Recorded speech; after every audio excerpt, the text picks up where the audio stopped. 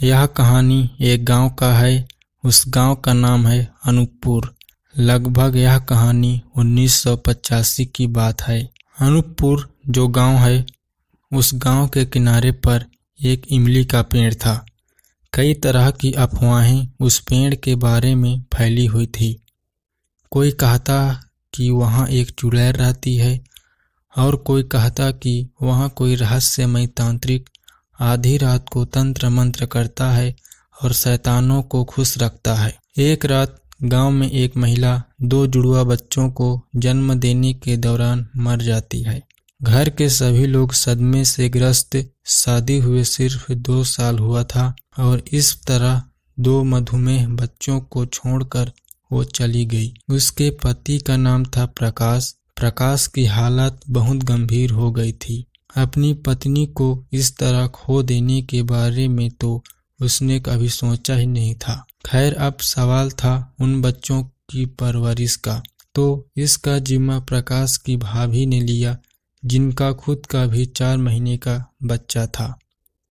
घर के सभी लोग जब हॉस्पिटल से उसकी पत्नी की लाश घर लेके आए तो सबसे पहले बच्चों को अंतिम बार उसके बदन से लिपटाया गया। फिर उसे सुहागिनों की तरह सजाया गया और वह अंतिम यात्रा के लिए ले जाया गया। अपनी पत्नी को अग्नि देने के पश्चात प्रकाश जब लौटने लगा तो उसके चाचा ने उसे राई फेंकते हुए आने को कहा। कारण यह था कि अगर वह लौटना भी चाहेगी तो उसे राई का हर एक बीज चुनकर लौटना होगा। कहा जाता है कि नवविवाहित और प्रसव के दौरान मरने वाली महिलाओं की रूहों के लौटने की संभावनाएं बहुत अधिक होती है और अगर वह वापस लौटी तो अपने वर या बच्चों को अपने साथ ले जाने की भरपूर कोशिश करती है।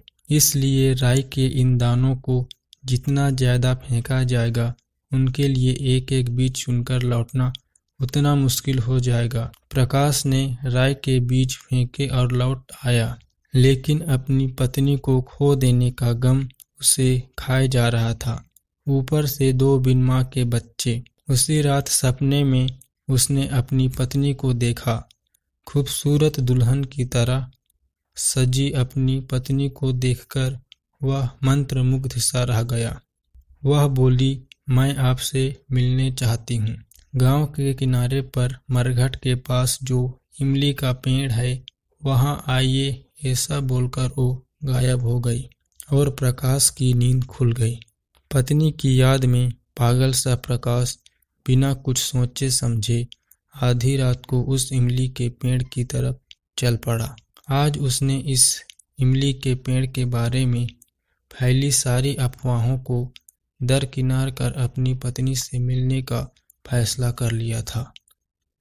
जैसे ही वह उस पेड़ के करीबी पहुंचा, उसे पायल की छनक सुनाई पड़ी और उसे महसूस हुआ जैसे पीछे से किसी ने उसे अपनी बाहों में भर लिया हो।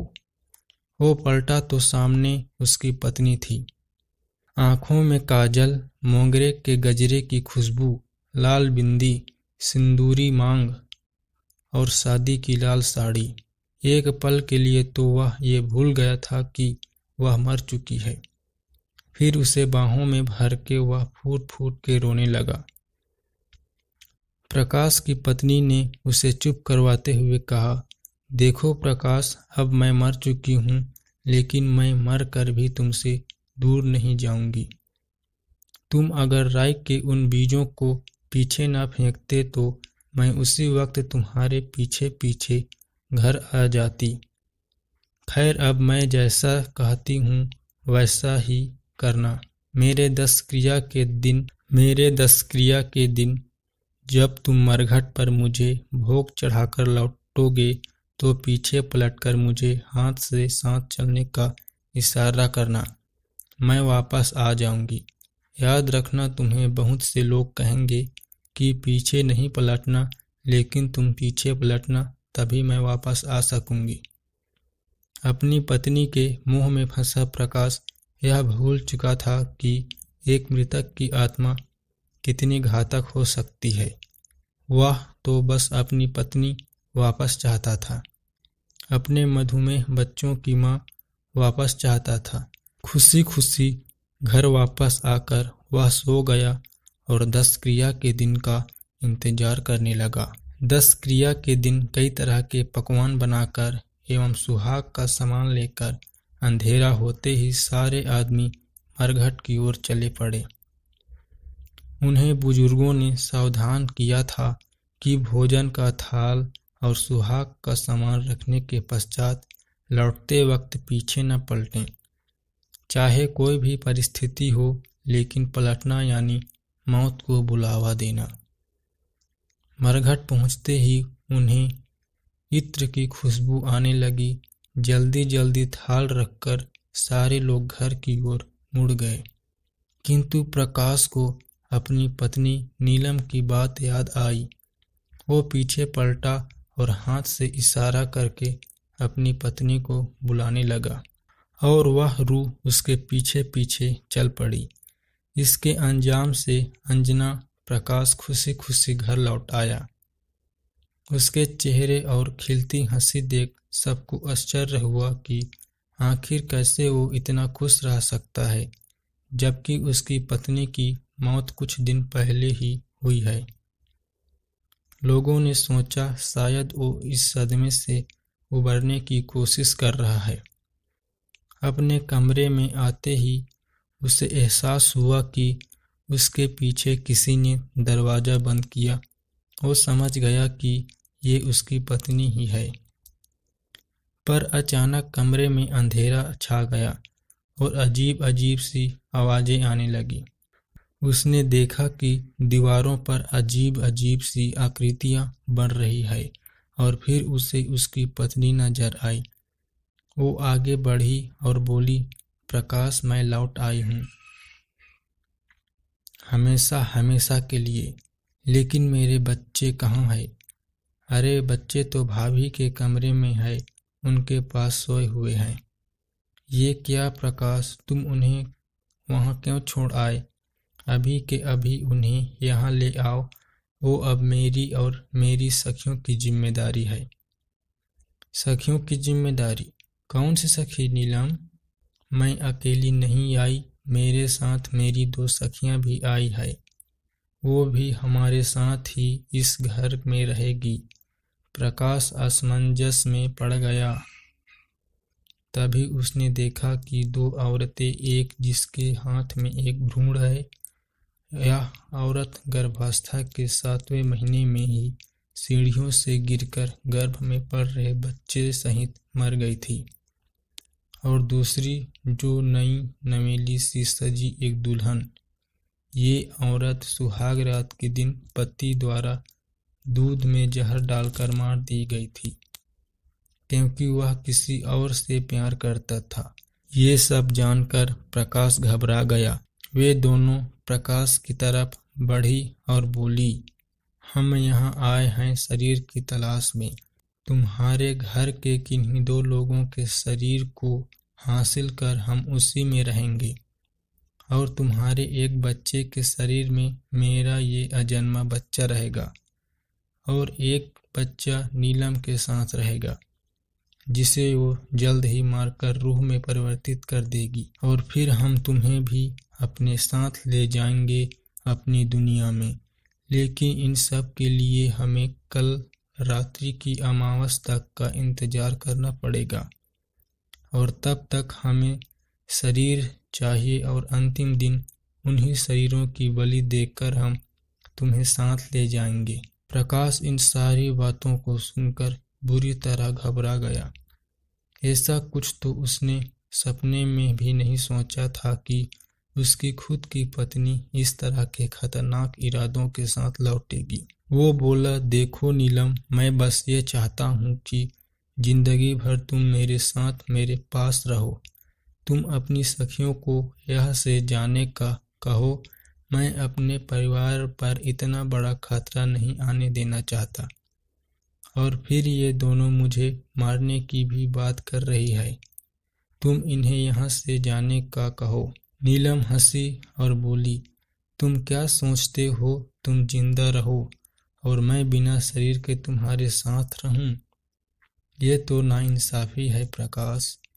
तुम्हें हमारे साथ चलना पड़ेगा और मैं इसी मकसद से यहाँ आई हूँ। नीलम की बात सुनते ही प्रकाश के पांव तले जमीन खिसक गई। वह बिना कुछ सोचे इतनी बड़ी गलती कर बैठा था। अब इस परिवार पर बहुत बड़ा खतरा मंडरा रहा था। वो अपने आप में पछताने लगा। नीलम और वे अन्य आत्माएं कमरे में उड़ने लगी और जोर जोर से हंसने लगी। इतनी भयानक नज़ारा उसने आज तक नहीं देखा था। उसका दिल जोरों से धड़कने लगा और कमरे से बाहर निकल आया। अब उसने मन में ठान लिया था कि इन आत्माओं से अपने परिवार को हर हालत में उससे बचाना है। पहले उसने सोचा कि ये बात अपने परिवार को बताए, लेकिन अगर उसने सबको यह बताया तो सब बुरी तरह घबरा जाएंगे। यह सोचकर उसने सबको बताने का मन बदल दिया। वह मोहल्ले के उस फकीर के पास जा पहुंचा जो पहले उस इमली के पेड़ पर लटकी डायन से 2 नवजात शिशु को बचा चुका था। फकीर उसे देखकर ही समझ गया कि वह तकलीफ में है। प्रकाश उसे देखकर फूट फूट कर रोने लगा और अपनी आप बीती सुनाई। फकीर बोला, देखो प्रकाश, यह एक बहुत ही भयानक समस्या है। एक नई नवेली दुल्हन, एक गर्भवती और एक प्रसव के दौरान मरी औरत, इन तीनों ने ही तुम्हारे घर कब्जा कर रखा है। इनसे निपटना बहुत ही मुश्किल होगा। अभी तो हम कुछ भी नहीं कर सकते, लेकिन इसका कोई ना कोई तोड़ मैं निकालूंगा। अभी तुम घर जाओ। प्रकाश जब घर पहुंचा तो उसकी भाभी ने उसे खाना परोसा। जैसे ही पहला निवाला मुंह में लिया, उसकी नज़र भाभी पर पड़ी। वह सारे बाल बिखारकर सफ़ेद सफ़ेद आंखों से उसकी तरफ मुस्कुराकर देखने लगी। वो जोर से चिल्लाया और घर के सारे लोग तुरंत दौड़े चले आए। सब ये नज़ारा देखकर घबरा गए। यकीनन वह नीलम ही थी जो प्रकाश की भाभी के शरीर में प्रवेश कर चुकी थी। वह जोर जोर से चिल्लाकर अपनी सखियों को पुकारने लगी और अचानक जोर की हवा चली और प्रकाश के बड़े भाई विकास जोर जोर से हंसने लगे। ये कोई साधारण हंसी नहीं, बल्कि एक औरत की हंसी थी। फिर एकाएक हंसी रुकी और वो बोले, मैं हूँ कोमल, शादी के दिन पति ने मार डाला। अब अपनी सखी नीलम के कारण मुझे वापस पति मिलेगा। इस औरत को मारकर इसके पति को मैं अपने साथ ले जाऊंगी। फिर एक और गर्जना के साथ प्रकाश की भाभी में से एक और आवाज आई, और मैं हूँ नीलम की सखी रजनी। मेरी गर्भावस्था के दौरान अपने बच्चे के साथ ही मौत हो गई थी। अब मैं यहीं रहूंगी और एक शरीर को अपने साथ जरूर ले जाऊंगी। नीलम के दोनों बच्चे, नीलम का पति, इस औरत का पति, सबको ले जाएंगे हम और फिर अपना परिवार बनाएंगे। प्रकाश, उसके बूढ़े माता पिता, चाचा चाची सब घबरा कर रोने लगे और अचानक से प्रकाश की भाभी बेहोश हो गई और विकास भी जोर जोर से हंसते हुए बेहोश हो गया। अब तो जान पे जान आई थी। प्रकाश और उसके चाचा दोबारा उस फकीर के पास गए। उसने उन्हें पास के हनुमान मंदिर के पुजारी के पास जाने की सलाह दी। वे पुजारी के पास पहुँचे और उन्हें सारी बात विस्तार से बताई। पुजारी ने उन्हें कहा कि कल रात्रि की अमावस के एक रात पहले तुम्हें उसी मरघट पर जाकर कील ठोकनी होगी।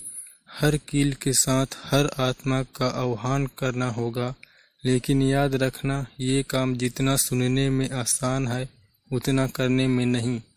तुम्हें 12 बजे रात में ही यह काम करना होगा।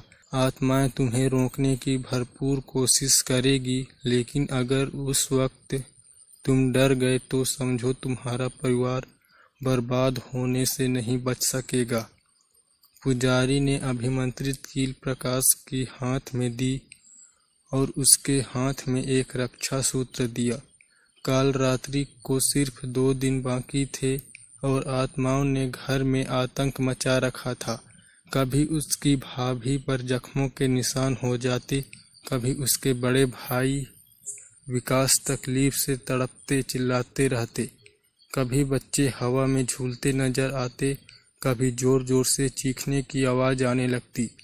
पुजारी ने देवदूतों को घर की रक्षा के लिए भेजा तो आत्माएं घर के शौचालय में जा बैठी, क्योंकि वहां देवदूत नहीं आएंगे। पर इन देवदूतों की वजह से प्रकाश के बड़े भाई और भाभी के शरीर से आत्माओं को निकलना पड़ा और प्रकाश तुरंत ही डॉक्टर को ले आया, इनका इलाज करवाया और उन्हें रक्षा सूत्र बांध दिया ताकि आत्माएं उनके अंदर दोबारा प्रवेश ना कर सके। लेकिन यह रक्षा सूत्र काल रात्रि के दिन काम नहीं करेगा, क्योंकि उस दिन इन आत्माओं की शक्तियां चरम सीमा पर होगी। काल रात्रि के एक रात पहले आधी रात को प्रकाश कील लेकर मरघट पहुंचा।